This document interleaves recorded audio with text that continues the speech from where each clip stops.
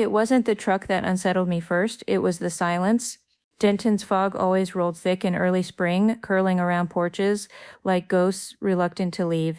But that morning, the stillness around our little house felt heavier, like something was waiting to be uncovered. I had just zipped up my old backpack, ready to catch the bus to Greenville, when I looked one last time at the garden I'd built with my own hands. Every daffodil was standing proud, as if reluctant to let me go. "Natalie, your breakfast's getting cold." My mother called from the kitchen. Her voice was strong, but I could hear the tremble in it, the one she always tried to hide when goodbyes crept close. Helen Carter was the kind of woman who worked too hard and loved even harder. Her hands, calloused from years of tilling the earth, repairing old library shelves, and raising me alone, moved with practiced precision as she flipped pancakes, yet her gaze remained fixed on the world beyond the window. "You need to eat, sweetheart. It's a long ride." I perched on the chair's edge, my stomach a knotted mess of nerves. "I'm not really hungry." She didn't scold me. Instead, she gently placed the plate before me. "Then pretend." I picked up my fork, forcing myself to chew each bite, which felt like swallowing gravel. The kitchen clock's ticking grew louder, marking the final quiet moments before my world shifted. My eyes met hers again. "You still think I shouldn't go?" Slowly, she shook her head. "I think the city won't be easy on you, but you're right. Knowledge is something no one can take."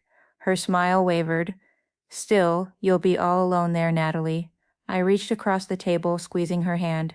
"So were you, and you raised me just fine." Her grip tightened, then let go. 2 hours later, I stood at the Denton bus depot, a peeling brick building that smelled like old diesel and goodbye hugs. The bus wheezed as it pulled up its window, streaked with last night's rain. Mom repeated her checklist: money in your shoe, don't talk to strangers, text me the second you arrive. I nodded, pretending to memorize it like it wasn't tattooed on my bones. When we hugged, she held on longer than usual. "Everything will be fine," I whispered, though I wasn't sure who I was trying to convince, her or me. The ride to Greenville felt like time stretched itself thin and translucent. I kept my forehead against the cool glass, watching the green fields blur into gray pavement and tall buildings. For 4 years, I had worked 2 jobs, sorting mail at the post office and helping neighbors weed their gardens to save up for culinary school. I wanted to cook, not just feed people, but make them feel something warm. Cared for safe mom, sold our last goat to help cover my tuition. That kind of love sat heavy in my chest.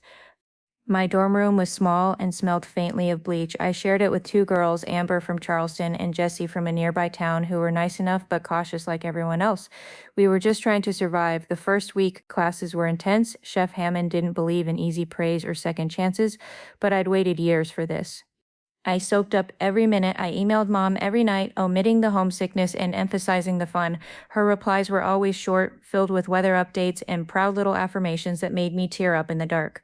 Then one Friday, everything cracked. I came back to the room after class to find the bottom drawer of my bed open. My gut clenched. I dropped. My bag reached under the mattress, where I taped a thick envelope, every dollar I had for the semester, and it was gone. The room spun. My ears buzzed. I yanked every drawer, flipped my pillow, even tore through my backpack. In blind panic, all of it. I staggered into the hallway, barely breathing, at the RA's desk. Mrs. Carleton, a sour woman with a clipboard permanently attached to her arm, just frowned and said she hadn't seen anything suspicious. On the way back, I bumped into a tall guy in a dark hoodie. I muttered sorry and tried to pass, but he stopped me. "Did someone steal your money?" I froze. "How do you know that?" He shrugged. "I saw one of your roommates digging through your bed when you were in class, the one with the pink hoodie." "Jessie," I backed away, heart thudding. "Why are you telling me this?" He looked at me evenly. "Because it happened to me once. I know what it feels like. Let me help. You can cook dinner for me later as payment." I blinked. The guy was probably a year older, with rough hands and quiet confidence. "Ryan Dalton," he added from upstairs. I hesitated. I'd never trusted strangers easily, but I had no one else deal. I said quietly and shook his hand. It was warm, callous, steady, and for the first time since I'd stepped off the bus, I didn't feel so alone. The plan worked. That same night, Ryan and I waited outside the dorm entrance until Jessie stumbled in from the club mascara, smudged heels in hand. Ryan stepped forward. "We know," he said simply. Jessie's face turned ghost white. No screaming, no theatrics. She just reached into her tote, pulled out the envelope, and handed it to me without a word. I didn't ask for an explanation. I didn't want one. The next morning, she moved out. True to my word, I cooked dinner for Ryan that Sunday. The communal kitchen wasn't much, 2 working burners and a sink that dripped nonstop, but I made rosemary chicken with mashed sweet potatoes and fresh herbs I had smuggled in from home. Ryan peeled carrots beside me, pretending to know what he was doing. So where are you from? He asked Denton. Small town, lots of cows. 0 traffic lights, you. Greenville kind of born just outside it? My mom teaches English at a public school. We talked for hours about food, about broken families, about childhood Christmases that ended in power outages and laughter. There was an ease to him, like he didn't need to prove anything. When he walked me back to my room, I half hoped he'd reach for my hand. He didn't, but I caught myself wishing he had. Over the next few weeks, we fell into an easy rhythm: study, cook, crash. He'd stop by after classes, bringing random ingredients like star anise or goat cheese, challenging me to make magic. I did cooking with Ryan was different. He didn't just eat, he watched like food meant something deeper. He told me once that engineering was just problem solving and that cooking to him looked like a kind of poetry. By the end of the semester, it felt natural to take the next step. We pooled our money and found a 1-bedroom apartment 15 minutes from campus. It was tiny. The bathroom barely fit 2 people. The oven was ancient and the heater had a personality of its own, but we made it home. I painted the kitchen walls. A buttery yellow Ryan fixed the loose door handle with duct tape and swore it was temporary engineering. The first night in the apartment, we ordered cheap Chinese food and ate on the floor, our dishes resting on a cardboard box. He clinked his soda can against mine to surviving Jesse and still trusting people. I laughed to duct tape doors and overcooked rice. Then he kissed me. Living together wasn't easy. We argued over dishes, over laundry, over me hugging the bathroom mirror every morning, but we also danced in the kitchen while soup sighed. We made late-night pancakes with too much cinnamon. We built a tiny greenhouse on the balcony, just basil, thyme, and 3 succulents I named after spices. Every morning we had breakfast beside those plants, watching the sun cut through the green leaves. One chilly afternoon, I found Ryan thumbing through an old photo album. My mom sent it. He said it was time I saw my roots. He flipped to a picture of a young woman in a stiff skirt and pearls. That's her Sandra Dalton. She looks kind of scary here, but she's cool, strict, logical, very Caroline Lepus energy. He turned the page. That's my dad. Well, the man I grew up thinking was my dad, Charles Dalton. He left when I was 5. I barely remember him. Just a uniform and long silences. He paused. Sandra never really talked about him much. I guess I just filled in the blanks myself. I froze. Wait, Charles, my breath caught in my throat. My mom said my dad's name was Charles too, Charles Carter, but I never met him. Ryan didn't react right away. He just looked at me. That's probably a coincidence. Charles is a pretty common name. That I nodded slowly. Maybe it was, but something inside me tugged at the edges of that page. A whisper I didn't want to hear yet. We didn't talk about it again. Instead, we talked about the future. Ryan wanted to open his own contracting company. One day I dreamed of running a farm-to-table cafe. With my mom's blackberry pie on the menu, he started calling me Chef Nat. Whenever I nailed a recipe, I started calling him Fix It Ryan. After he unclogged our sink with a hanger and 3 curse words, life wasn't perfect, but it felt real, honest, earned. And then one evening, as we sipped coffee by the window, Ryan reached for my hand. You know, I could see us living in a real house someday with a porch swing, maybe even a garden. I smiled, squeezing his fingers with cows. Only if they cook. He deadpanned that night. I wrote to Mom and told her about Ryan, really told her. I even attached a photo of us sitting barefoot on the apartment floor, spaghetti sauce on my cheek and a grin on his face. I said I wanted her to meet him soon. I didn't know that when she saw that photo, something inside her would shift, something tied to a past she had buried so deep it still hurt to look at. It was supposed to be a weekend of introductions of sunshine and pie and awkward jokes between future in-laws. Ryan and I had been together for almost a year by then, and though we hadn't officially said the words engagement, the thought lingered on our lips like honey. We were too shy to taste. I told Mom we were coming down to Denton. I wanted her to meet him. She sounded nervous on the phone, asked for his full name twice. I figured she was just being mom, protective, practical. The morning we left, Ryan packed the car like he was preparing for a survival trip. Snacks, jumper, cables, even a blanket rolled tight in the trunk. Small towns get cold at night, he said with a grin. I kissed his cheek. She's gonna love you. He grinned wider. How could she not? I fixed your sink. The drive was long and quiet. Snow clung to the edges of the fields like lace on a hem. I pointed out landmarks for my childhood, the rusted silo where I scraped my knee chasing fireflies, the pond I once fell into after daring a boy to race across it. Ryan held my hand the whole way. You were a menace.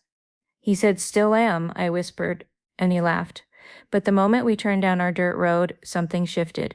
I sat up straighter, my stomach curling tight. "That's weird," I said, pointing ahead. "That truck looks just like yours." Parked in front of the gate was a dark blue Ford, identical to Ryan's, same dent above the left taillight, same faded bumper sticker that read "Measure twice, cut once." "That is my truck." Ryan said slowly. My heart thudded. "Then whose is that?" We pulled in behind it, and before Ryan could get out, the front door opened. A woman stepped onto the porch. Tall, blonde, clean-cut coat buttoned all the way up. Ryan's voice caught. "Mom," I turned to him. "What is your mom doing at my house?"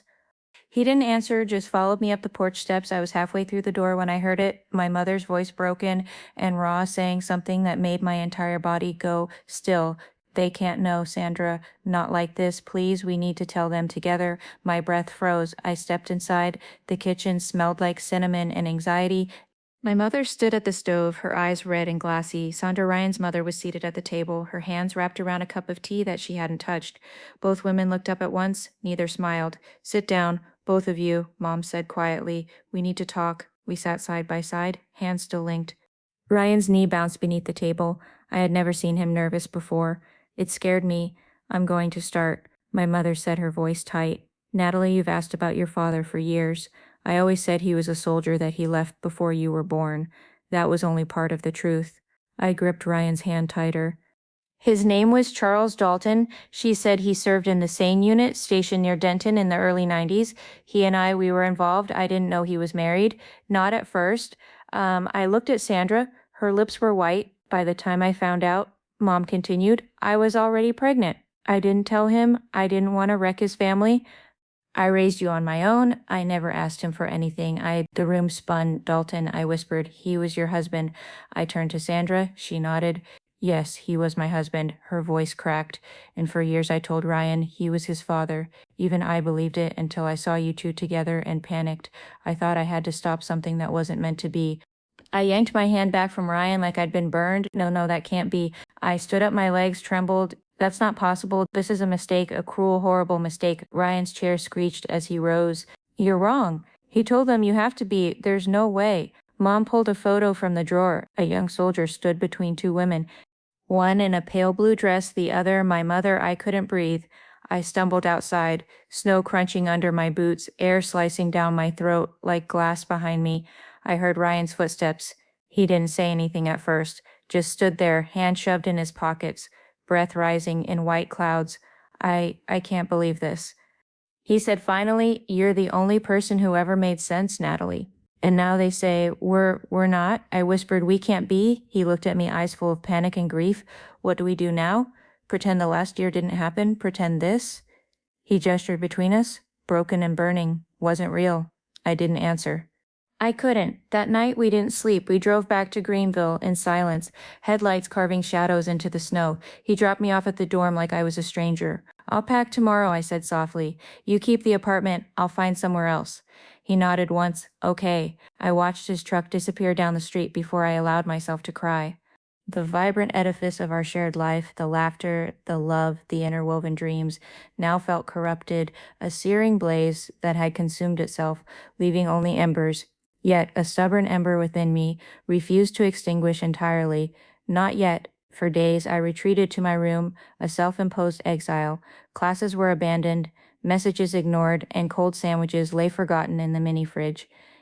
The world outside had once more blurred into an oppressive fog, distinct from Denton's gentle haze. This was a suffocating density, betrayal palpable in the air.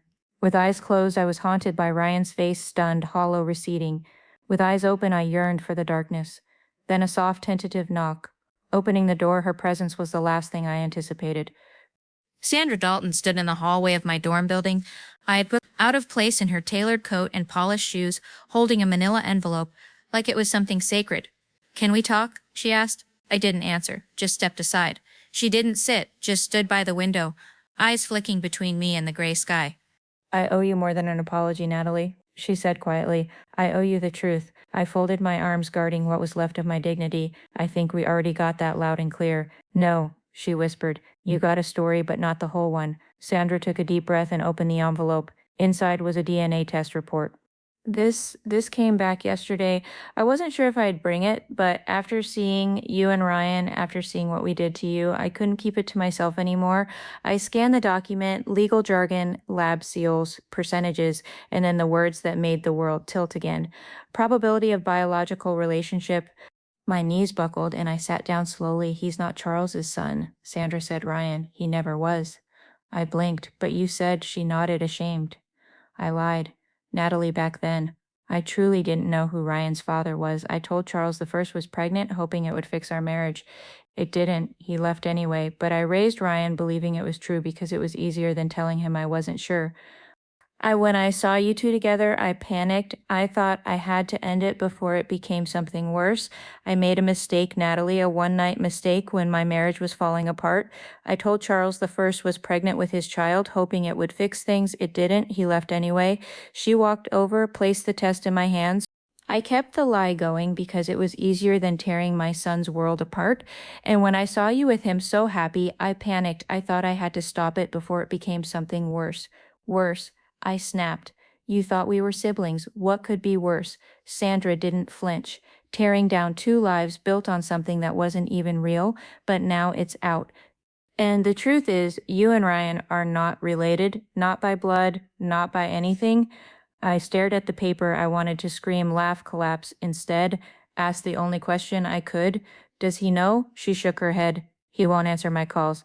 I tried. He shut me out, but maybe he'll listen to you. I took the test from her hands. My fingers trembled. Why now? Because I saw the way he looked at you, Natalie, like you were the only solid thing in a world that constantly moved, and I realized I would rather risk him hating me than let him lose you forever. Sandra left quietly. I stayed by the window long after she'd gone. The envelope clutched against my chest like a lifeline. Then I moved. It was raining when I got to their apartment. Our apartment, the one I hadn't stepped into since that night. I knocked once, then twice. No answer, Ryan. I called softly. It's me. I need to talk to you. Silence. I tried again. Please open the door a beat. Then I heard footsteps, the click of a lock. The door opened just enough for me to see his face. Unshaven, pale eyes, red-rimmed. What are you doing here? He asked, voice hoarse. I held out the envelope. I came to give you the truth. He didn't move another one. This one's different. This one sets us free. He took it, read it, and for a moment I thought he might laugh or break something. Instead, he sank onto the couch like the wind had left his body. I don't know what to believe anymore. He said, my whole life I thought I was Charles Dalton's son. I thought I had his eyes, his temper, his failures. I sat beside him, not too close, just enough. You believed in the only version of the story you were given, but that's not your fault. He looked at me, then really looked, and what about us? I don't know yet. I admitted, but I know we're not siblings, and I know I never stopped caring about you. He ran a hand through his hair. I want to believe it. Natalie, I want to believe this nightmare is over. I'm scared. I reached for his hand. He let me take it. Me too. We sat in silence, the rain, tapping the windows like old ghosts, asking to be let in somewhere inside us. Something fragile started to mend.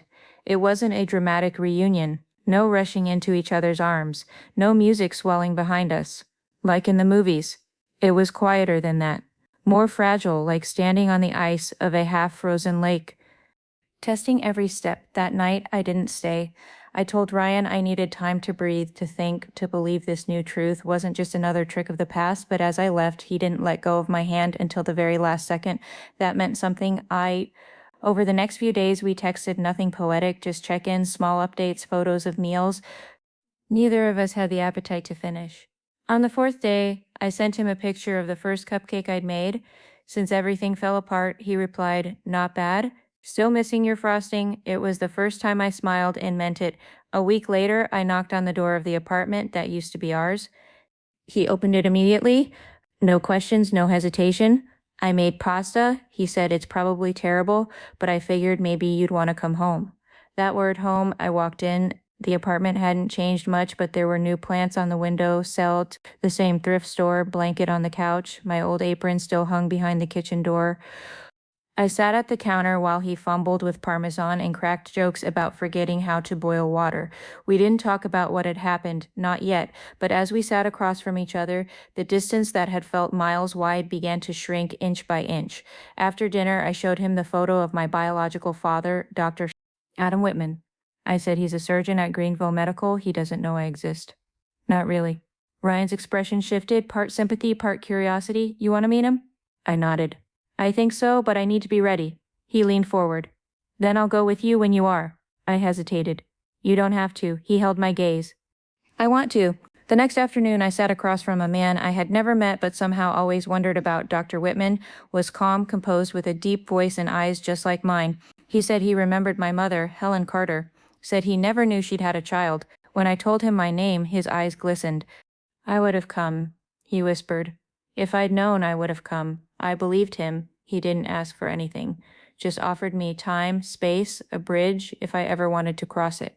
When I left his office, Ryan was waiting downstairs, leaning against the wall with his arms crossed and a coffee in each hand. You okay? He asked. I nodded, and he didn't press further. Later that week, Sandra reached out to Ryan too. They met at a diner on the edge of town. She told him everything about the affair, the confusion, the lie that grew too heavy to carry your real father, she said. A man named Dr. Eric Langston lives in Denver. Never knew about you. Ryan didn't answer her for a long time. Just stirred his coffee until the spoon clicked rhythmically against the cup. So I've lived 21 years being someone I'm not. He finally asked. Sandra's eyes welled up. You've always been you, Ryan. That part was never a lie. He told me about it that evening. We used to sit on the floor, backs against a couch, back when our mattress rested on milk crates. We sat that way again. I don't know if I want to meet him, he said.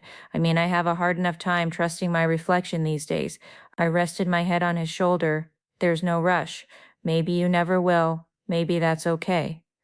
I thought I knew who I was, he whispered. Now I'm not sure I even know how to be around you. You don't have to know, I said. You just have to stay and we'll figure it out. His hand found mine, not shaking this time, just warm. That weekend, we invited both mothers to dinner. It was tense. Helen wore her best church dress. Sandra brought wine. She never touched. They sat stiffly at the table, while Ryan and I tried to steer the conversation towards safe topics: work, whether a new bakery that opened nearby. But eventually the silence cracked. I don't expect forgiveness, Sandra said quietly, but I want to make space for peace. My mother nodded. We both made choices, some good, some meant to protect our kids, but ended up hurting them more. She looked at me. I thought keeping the truth from you would shield you. Instead, it just left you unprepared for the truth when it found you anyway. I understand. I said I'm still angry, but I understand. They didn't hug. Not that night, but something softened between them. The edge dulled. After they left, Ryan turned to me. So what now? I reached up and touched his face. Now we stop surviving and start living.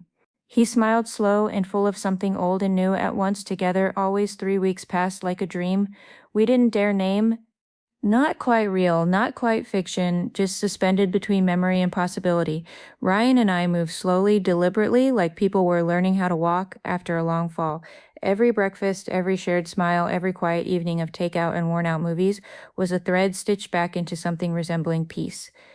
One night, I stood in the kitchen chopping carrots for soup when Ryan came in holding a bouquet of chrysanthemums, white wild, a little unruly.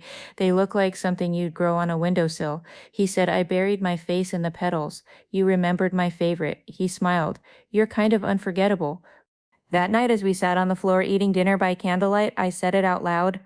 Let's invite them, all of them, our moms, my father, your maybe father, everyone. One dinner, one table. Ryan blinked. You want to put them all in the same room? Yes, I said, because if we don't, the silence will keep talking for us. He paused, then nodded. Okay, let's do it. The guest list wasn't easy. Dr. Whitman agreed immediately, gentle patient, already easing into his new role as a father, with the quiet grace of a man who'd lost time but didn't intend to lose more. Ryan's biological father, Dr. Langston, was harder. He was stunned at first where he even, but after 2 phone calls and a letter Ryan wrote by hand, 3 full pages and not a single erased word. He agreed to fly in from Denver. I don't know what kind of place I have in your life, he said, but I'd like to sit at your table if there's a seat. So we prepared the apartment, had never seen this much effort. I borrowed extra chairs from a neighbor, cloth napkins for the first time in my life. and dug out my grandmother's ceramic serving platter. Ryan tried to fix the wobbly table leg and nearly broke the entire thing, so he balanced it with an old geometry textbook that's engineering. He claimed creative problem solving. On the night of the dinner, the apartment was lit with candles, the kitchen warm with the smell of rosemary chicken and vanilla custard cooling on the windowsill. Ryan wore the only button-down shirt he owned. I wore a soft blue dress that used to hang untouched in the back of my closet, and then they came. My mom arrived first, carrying a jar of peach preserves and looking more nervous than she had the day she dropped me off at culinary school. "You look beautiful," she said, hugging me tight. "You look brave." Dr. Whitman followed, tall, composed, handshaking only a little, as he handed me a bouquet of sunflowers for my daughter. He said softly. Then came Sandra, awkward but determined, holding a plate of deviled eggs like it was a peace offering. She kissed Ryan's cheek and gave me a hug that surprised us both. Dr. Langston arrived last, straight from the airport, holding a small box. Inside was a compass. "I kept this from med school," he told Ryan.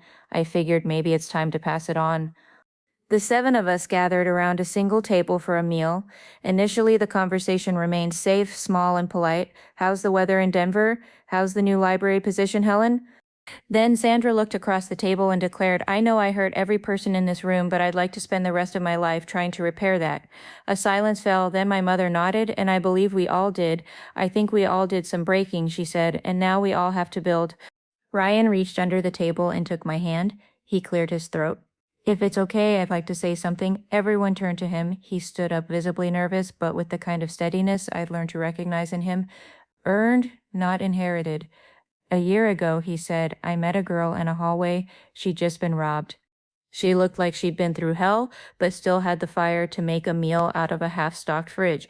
I thought I was helping her, but it turns out she helped me become someone I actually like." His voice trembled. "I spent my whole life trying to live up to the image of a man I thought was my father, but now I know who we are isn't about blood. It's about what we choose to carry forward, the kind of people we choose to be, and the kind of love we choose to hold on to."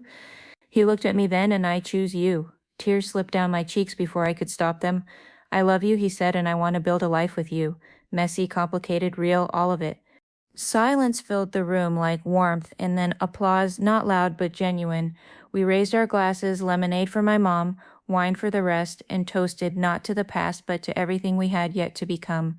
1 month later, I sat alone on a park bench, fingers twisting the strap of my purse, breath catching at every passerby. I was early, half an hour early actually, but it didn't matter. I needed the time. The air was cool, bright with the scent of early spring, and somewhere nearby, a carousel was playing faint music that made the moment feel both too small and too enormous. Today I was meeting my father again, not the man I'd imagined for years. A soldier in a photo, a ghost in my mother's stories, the man who sat across from me 2 weeks ago in a hospital cafe and cried when I said his name, Adam Whitman. I'd said that day, "I think I'm your daughter." He hadn't denied it. He hadn't looked away. He'd simply said, "I was wondering when you'd find me." Now he was walking toward me, again, a coffee in one hand, a small paper bag in the other. "Croissant," he said for courage. I took it, smiling. "You remembered." We sat quietly for a while, watching ducks drift across the pond. "You have your mother's shoulders," he said, "but the rest, I think that's me. Do you regret it?" I asked before I could stop myself not knowing me. He didn't hesitate. "I regret everything I missed, but I don't regret knowing you now. It wasn't perfect, it didn't erase the years, but it mattered." Meanwhile, Ryan had started writing weekly letters to Dr. Langston.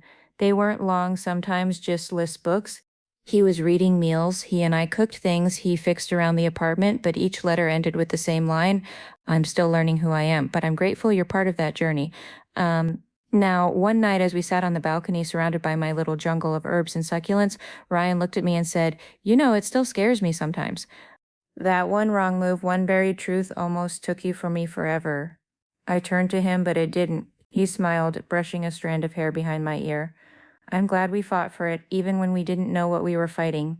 The following week, we returned to the lake in Denton, the place where everything had changed, the same trees, the same quiet ripple of water, but it didn't feel haunted anymore. It felt reclaimed, renewed. That afternoon, we signed the lease for a new apartment, just a little bigger with real floors and windows that didn't leak. My mom helped us move in. She brought old curtains and too many casserole dishes. Sandra sent a housewarming gift from across the state, a waffle iron and a handwritten recipe that said, "For Sunday mornings worth remembering." Dr. Whitman visited once a week. He even came to the school where I was finishing my culinary degree, surprising me during a final presentation with a single sunflower and the worst joke I've ever heard about burnt toast. I introduced him to my professors as my father. The words felt strange on my tongue, but they stuck. Dr. Langston and Ryan eventually met in person, quiet, formal, but steady.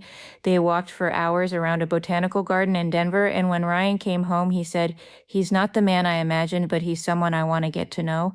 That was enough. Then one Sunday morning, Ryan woke me before the sun had fully risen.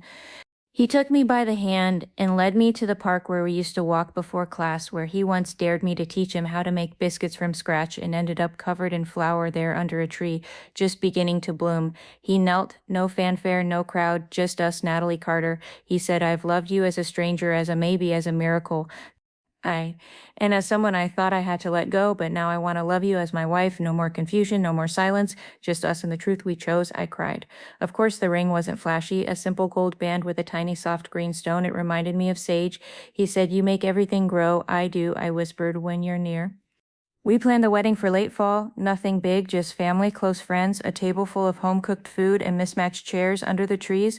I made my own cake. Ryan built the arch from reclaimed wood. Our mothers walked us down the aisle side by side, and when I looked into his eyes that day, I didn't see pain or doubt anymore. I saw everything we'd survived and everything we were building. It wasn't the life I expected, but it was the one we made together that night. As we stood in the garden, wrapped in string lights and laughter, I leaned my head on Ryan's shoulder and whispered, "We should have broken, with everything." He held me tighter. We didn't break, though we bent and cracked. Above us, stars appeared like tiny promises, and for the first time in a long time, I felt peace. Looking back, I've realized something school never teaches you. Family isn't just about blood, and love isn't always about fairy tale endings. Sometimes it's about choosing to stay, asking the hard questions, and listening even when it hurts. It's about forgiving, not because they deserve it, but because you deserve peace. We were all raised by imperfect people, but that doesn't mean we have to perpetuate their silence, fear, or lies. We can choose to break the cycle, to speak, to heal, and to build something better, even if it takes time and is messy. Most importantly, we can choose love. Not the easy kind, but the kind that grows roots after the storm. That's what saved me, and maybe it will save you too.